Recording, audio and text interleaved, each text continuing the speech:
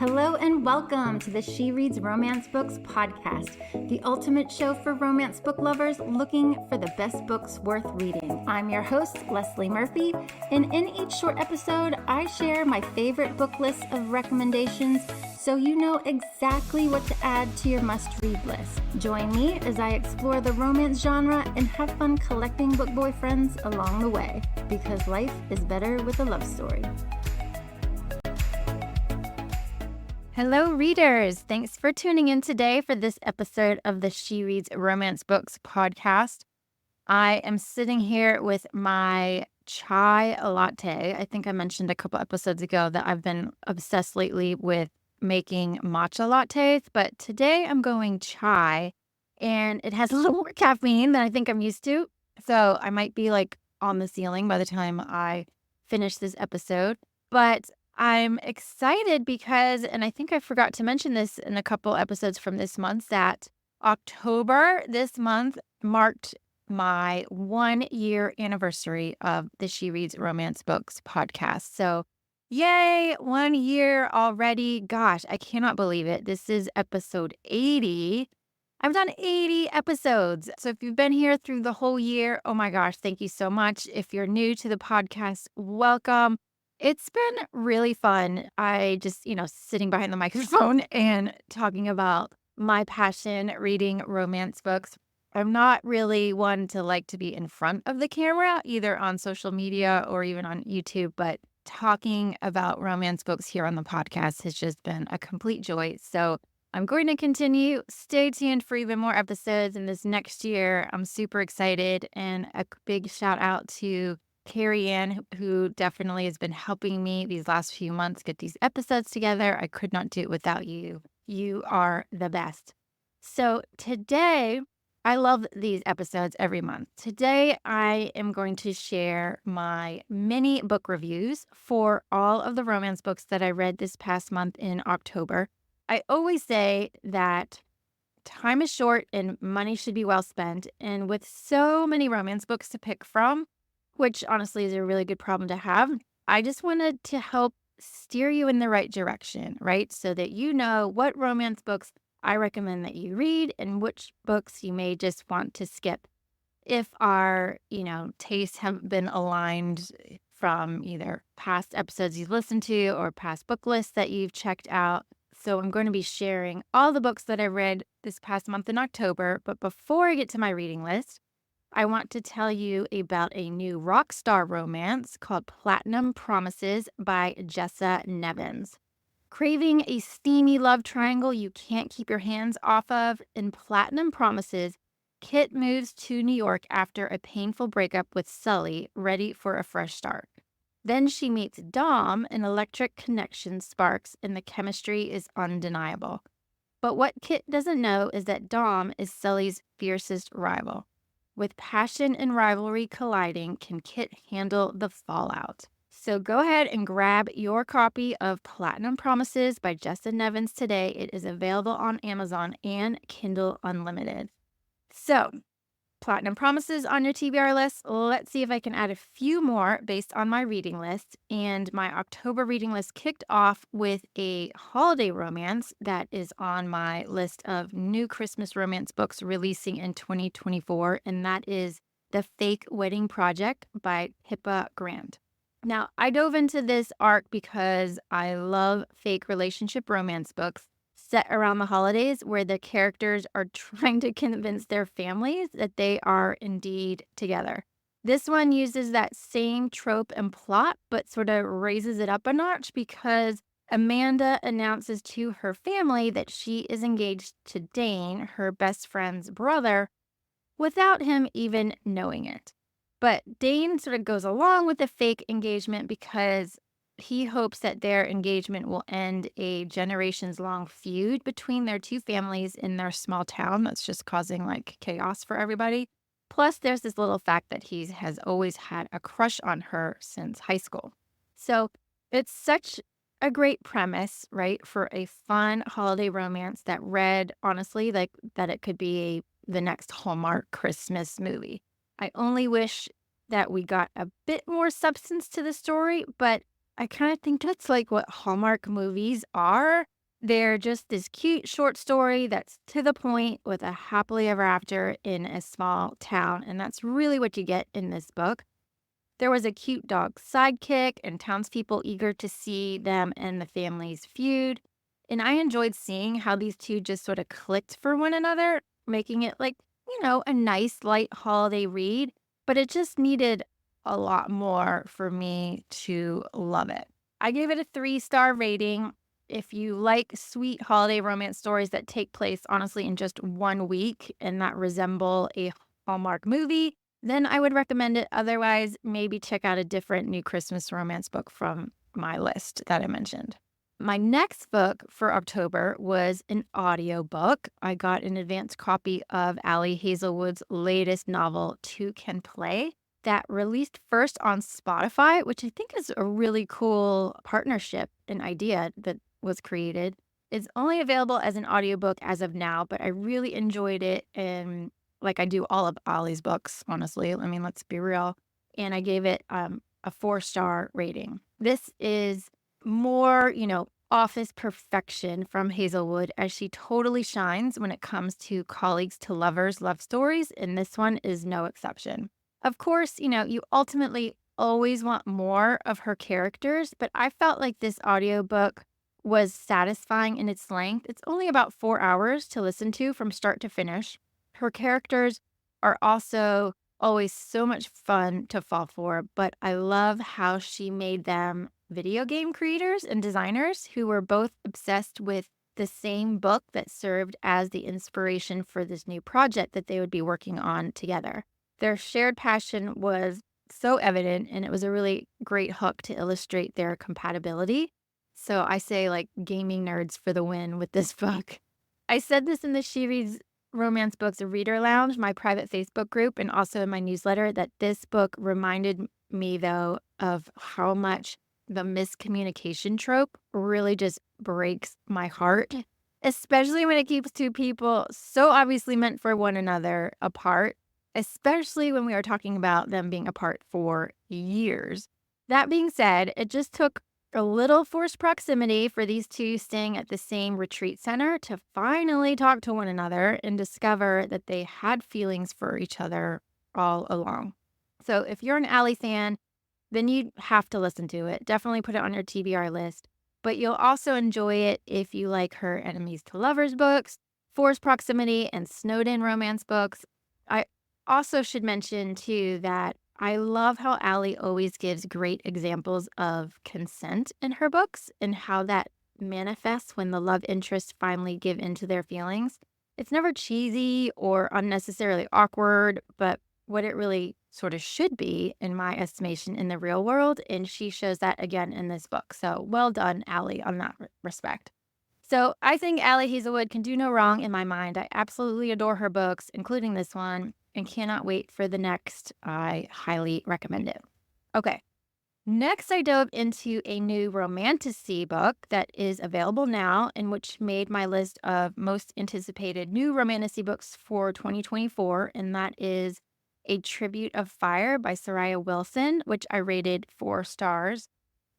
This book also counted for my book selection for the October Romance Book Reading Challenge, which was to read one fantasy or one paranormal romance. So checked that one off the list.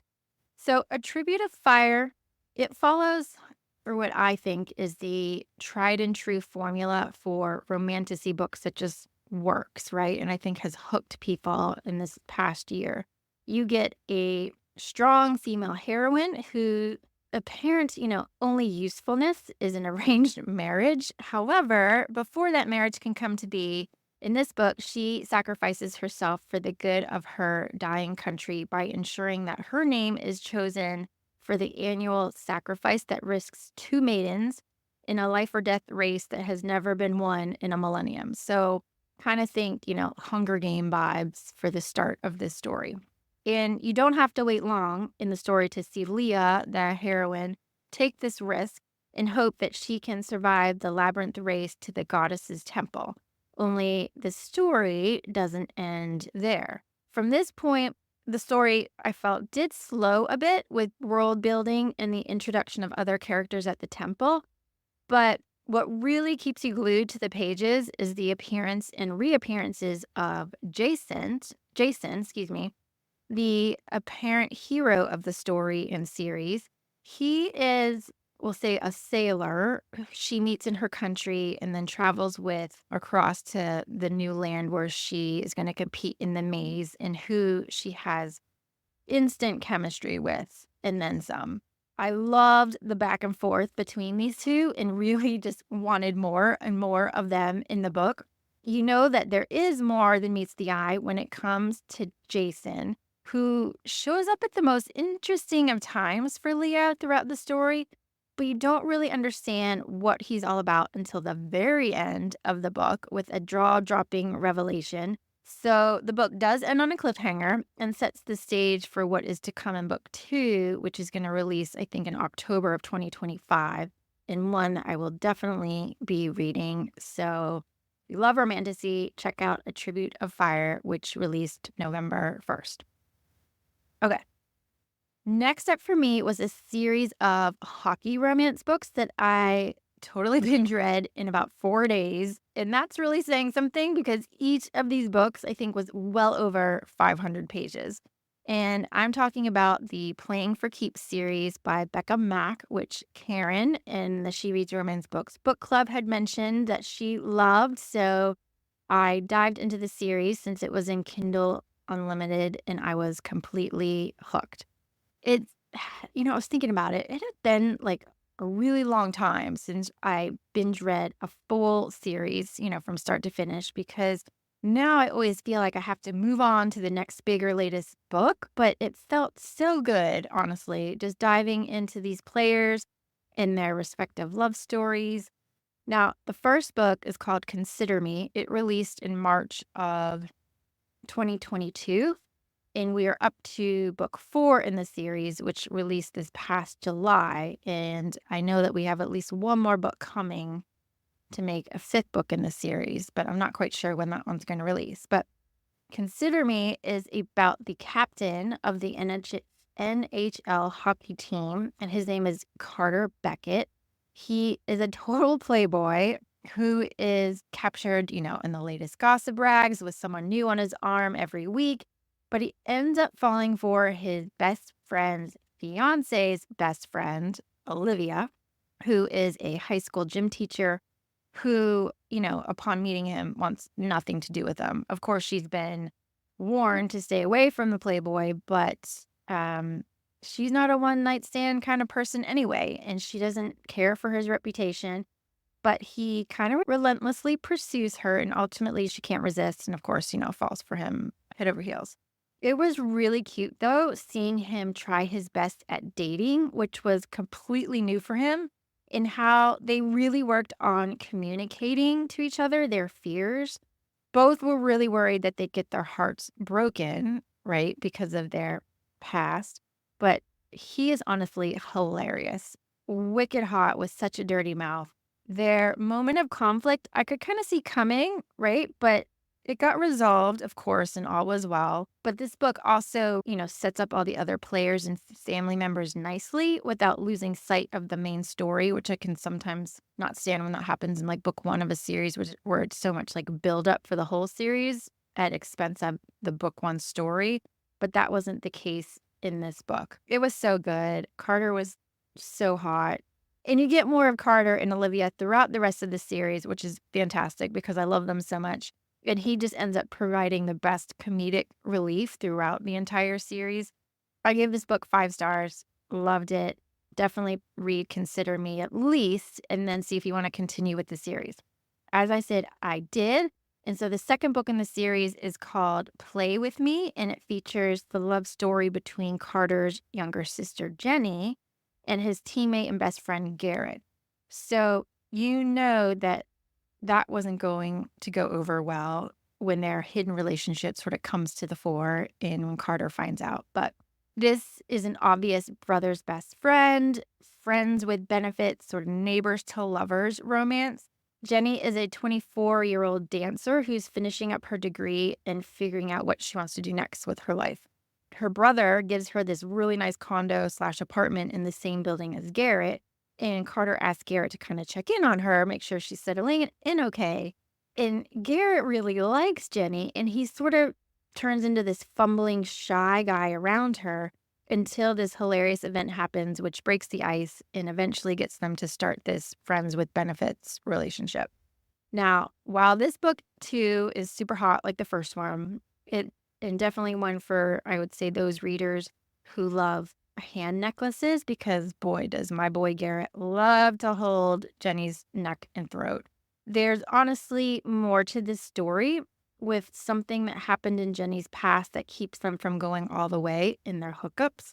Plus, she has hangups about if people really see her for her and love her for her, or just see her as Carter's younger sister. It was a fabulous read. Loved it. 4 stars all the way. And it just kept me wanting to continue with the series. So I did with book 3, which is called Unravel Me. It is the love story for the goalie of the hockey team, an overall good guy, Adam. Adam, he is such a sweet, sweet cinnamon roll who had been in a long-term relationship until he caught his girlfriend cheating on him. And so, like the past year, he's been going on date after date and failing because everyone seems to be after him only for his fame and money.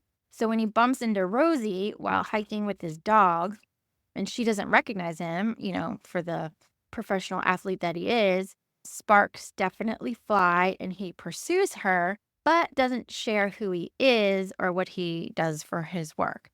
But at the same time, Rosie wasn't necessarily upfront with her life either until maybe their second date, when she shares that she actually has a 15-month-old son.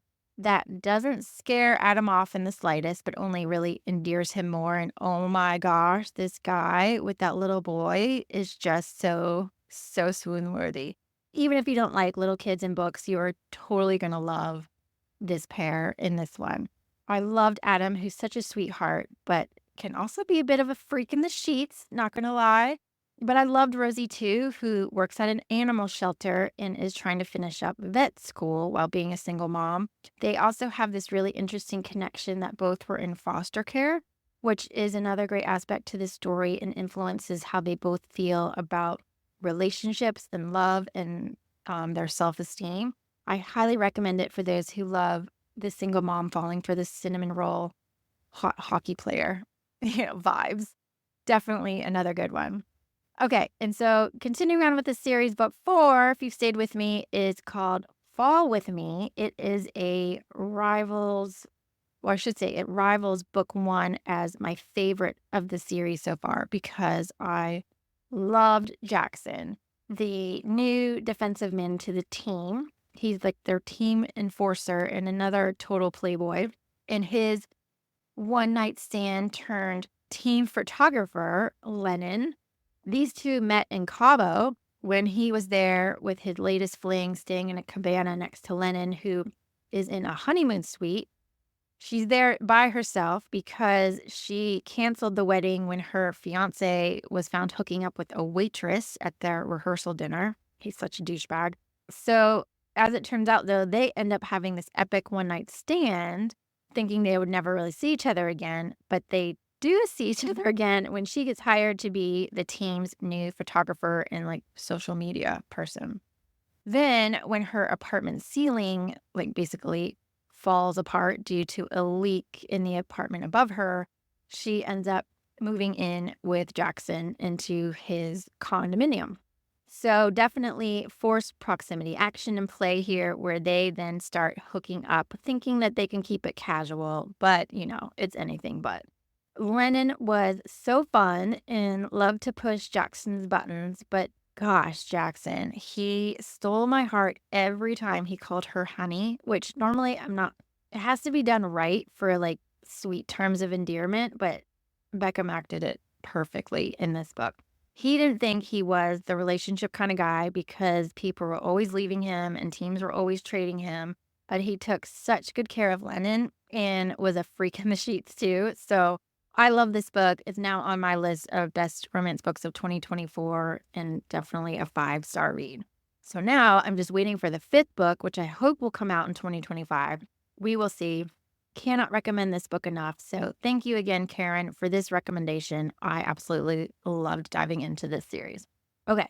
The next book that I read is one that I had been anxiously waiting to read and so happy that it was available on Kindle Unlimited. And that was A Very No Strings Halloween by Kaylee Loring and Connor Cray, which is part of the Very Holiday series, which is just fantastic.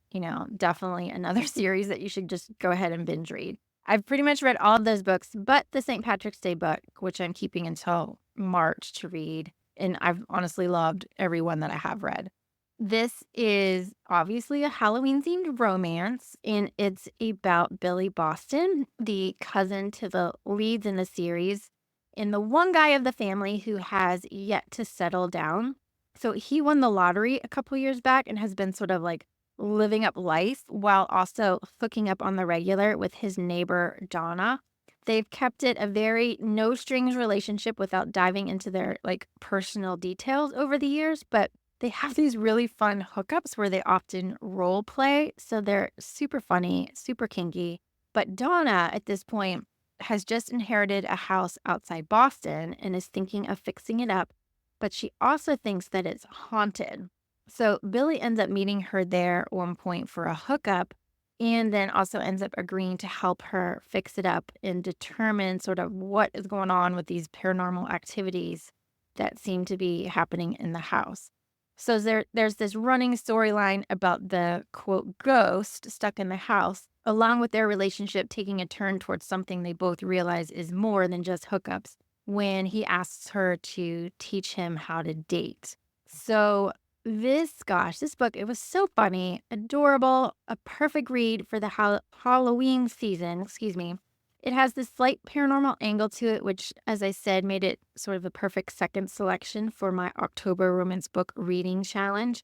It's not super long, but a really great story and extra special to me because as it turned out, and I was like, oh my God, when I was reading this, the book takes place in the hometown where I lived in outside Boston when I lived there.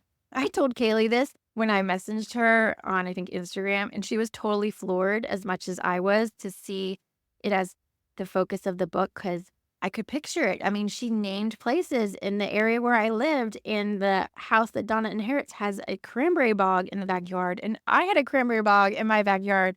So it was just really cool, made it extra special reading this book. I loved it. Highly recommend the series. This book, as I said, was perfect for Halloween, but you can check out the Christmas book in the series. Absolutely loved it. Okay. Finally, to wrap up this month, I ended my reading for October with Falling Like Stars by Emma Scott. I picked this one up because it had been a while since I read an Emma Scott book, which I learned is because she hadn't written a book in almost 2 years until this one was released in August of 2024. I loved that it was available to read in Kindle Unlimited. Plus, it's a Hollywood romance, which isn't something I've read in a while, so decided to dive right in. And, excuse me, I'll say this. The beginning of the book was really strong. She gave really great character development to her leads. Rowan is a 26-year-old PA working on a movie set who has been haunted by grief from the death of her best friend and first love that occurred right in front of her 10 years ago when she was about 15. She's basically been lifeless since, putting herself into these dangerous situations with men. And then she meets this 20-something heartthrob and mega movie star, Zachary, on the set of his latest movie, and they have this really strong connection. But Zach's life, despite his stellar career, hasn't been the greatest behind the scenes because he fell for a co-star in his first TV hit, but their relationship changed over the many years they were together. And she's now this like complete narcissist and abuser. So definite trigger warnings here of on-page death as well as emotional, verbal, and physical abuse.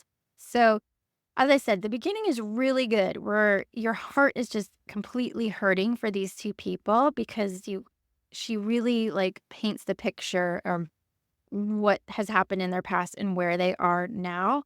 But then the second half kind of really veered off for me. I mean, the book itself was only about 270 some pages, mind you.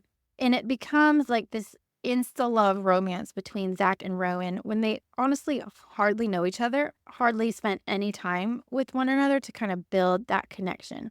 She does all of a sudden then go to meet his family and they spend like a weekend together.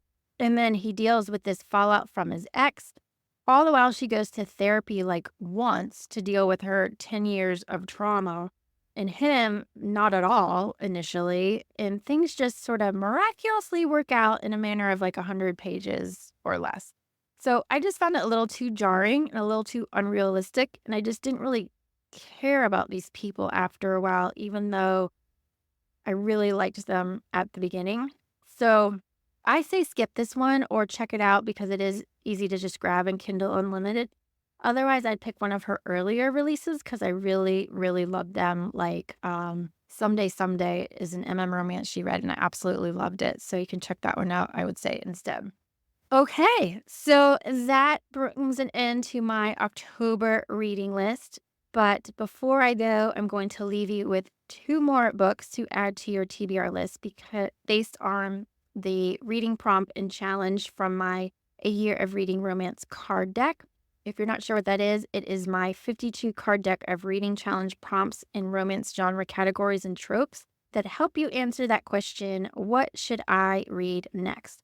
It's available to purchase on She Reads Romance Books, and it's something you definitely want to snag a copy of now so you can cross off one item on your shopping list as it's going to make a perfect holiday gift for you or someone. Just visit shereadsromancebooks.com and you can easily see the link there to learn more and to purchase. But for today's card, let's see. I'm going to pull one, and the romance trope is athlete romance, and the reading challenge is to read a book released this year. Well, okay, that's pretty easy. I gave you 4 books with athletes in my list today with the Playing for Keeps series. But let's see, another pick that I would recommend, which would fit both the trope and the challenge, is The Rule Book by Sarah Adams, which released, I think, in April of this year. And it is sitting pretty on my best romance books of 2024 list. It is about a woman who is a sports agent, and the first player that she is tagged to represent is none other than this prominent NFL player who happens to be her college ex that she pretty much ghosted and he is still hurting from. It was just so well written and honestly a bit more steamy than her past books, but it was like a fantastic read. And so I would highly recommend that one. Another book that I'd recommend, and I will just continually keep recommending this book because I loved it so much, is Fangirl Down by Tessa Bailey. This is the first book in her Big Shot series that released earlier this year about a pro golfer and his caddy.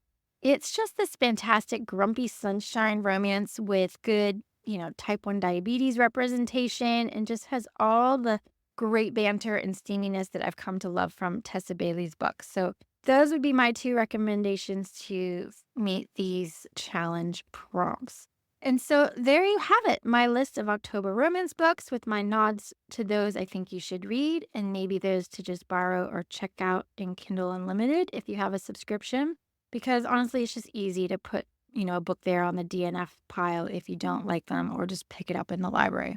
Before I go, I will say make sure you join my email list because later this month, actually very soon, I am going to be announcing the 2025 She Reads Romance Books Romance Book Reading Challenge. I'm super excited about it for next year. It's going to be, I'm just going to do it's going to be simple, but I'm going to do a lot more with it. And you're definitely going to want to stay on my email list because I'm going to be giving you an email every week related to a challenge to help you explore the genre, give great book recommendations. So it's going to be fun. I'm super excited. So stay tuned for that. And that's it. Thank you so much for joining me. As always, happy reading because life is better with a love story. That's all for this episode of the She Reads Romance Books podcast. I hope you enjoyed it and found some new books to add to your TBR list. If you did, please subscribe, rate, and review the show on your favorite podcast app. It really helps me reach more romance book lovers like you, and I appreciate your support. If you're a book boyfriend collector like me, then you'll want to join my email list so you never miss a podcast episode or a new book list. Just visit shereadsromancebooks.com/join and sign up today. As a thank you, I'll instantly send you my list of top 10 book boyfriends that will make you swoon. Trust me, you don't want to miss this list. Thank you for listening, and until next time, happy reading.